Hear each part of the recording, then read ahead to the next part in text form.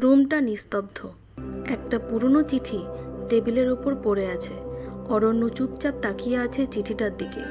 বাইরের বাতাসে পর্দাটা একটু একটু দুলছে, যেন কেউ খুব নরম গলায় ডাকছে, একবার পড়ো আমাকে, শেষবারের মতো।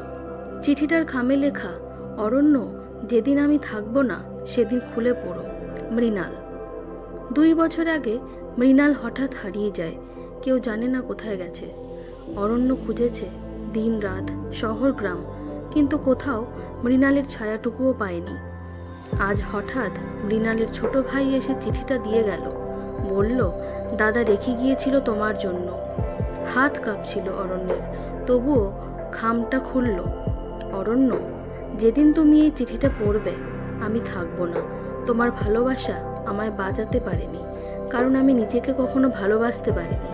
তুমি ভালো থেকো, কাউকে ভালোবাসো যেমন আমাকে বাসতে, কিন্তু এবার এমন কাউকে যে নিজেকেও ভালোবাসে।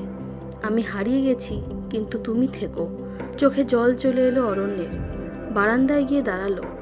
নিচে বাচ্চারা খেলছে, জীবন থেমে থাকে না। চিঠিটা ভাঁজ করে বুক পকেটে রাখলো। মনে মনে বলল, তুই না থাকলেও আমি তোকে নিয়ে বাঁচব, তবে এবার নিজেকেও ভালোবাসবো।